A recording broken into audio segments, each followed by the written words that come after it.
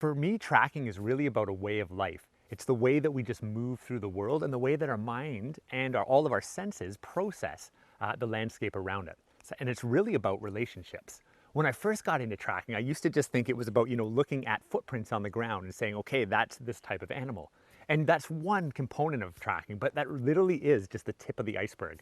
And the process of tracking, I've realized over time, is actually the way that humans have been able to survive on this earth since the beginning of time, literally for hundreds of thousands of years. It's the relationships that we form with the land and our ability to read all the millions and millions of little clues and signs that are providing us useful information. So for me now, tracking has nothing to do with being out in the outdoors. I love being in the outdoors and, spending an afternoon following a wolf or a moose, or just learning about who's moving through my own backyard. But I apply tracking just as much in my day-to-day life. I apply it when I go to work, I apply it in my relationship, I apply it in how I learn new skills. One of my most profound experiences tracking and biggest life lessons came when I was out mentoring a group of students. And the lesson was actually around how I process information and perceive the world. And it's completely changed my life, and I apply it to everything I do now, including following animal footprints. But I was out leading this group, and I just taught the students kind of the foundations of tracking. And one of the things we were really focusing on was the questioning process that we go through, and the idea of not trying to kind of superimpose our thoughts on a track and then trying to make it what we want it to be, but to actually just be objective with the data and then form a hypothesis with some of that other information that we might have from our past life experience.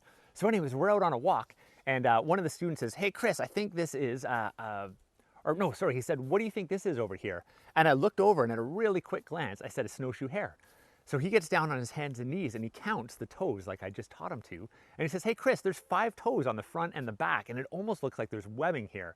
And I thought, what, really? I was just about to write this thing off. So I walk over there and I take a good peek, and sure enough, it has 5 toes on the front, 5 on the back, and there's signs of webbing, and it happens to be an otter. And the way that the otter moved in this exact moment, it was actually bounding, and it just happened to make this really tight compression of tracks where the back 2 feet were ahead of the front 2 feet. It looks so much like a snowshoe hare. And it might not sound like a big deal, but for me this was huge, because I realized that I looked over at this track and there was a print there that I'd seen a lot before, or at least I thought I'd seen.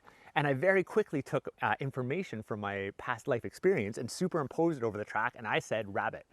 And then when I actually got objective about it, which is what the student challenged me to do, and got rid of my past bias and just looked at the data there, it turned out to be something else, an otter, something that doesn't look anything like a rabbit, it's not even close to the same size. It was really humbling, but what it did for me is made me start to ask the question, well, where else in life do I do this?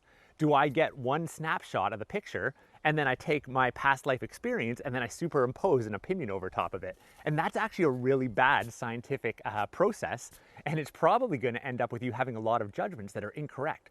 So now I completely look at everything in the world through this eye of the tracker, and this idea of, okay, let's take in raw data first and just analyze it as is and try and keep all my past life experience, my emotional bias out of it, take in the information, and then bring in some of that past life experience, because that's super relevant. And then we don't form an opinion, we form a hypothesis. And there's a big difference between forming a hypothesis and an opinion. And just that one act alone from that one day tracking otters and rabbits has completely transformed my life. It's transformed my relationships. It's transformed my work. And I think I've become a better person because of it.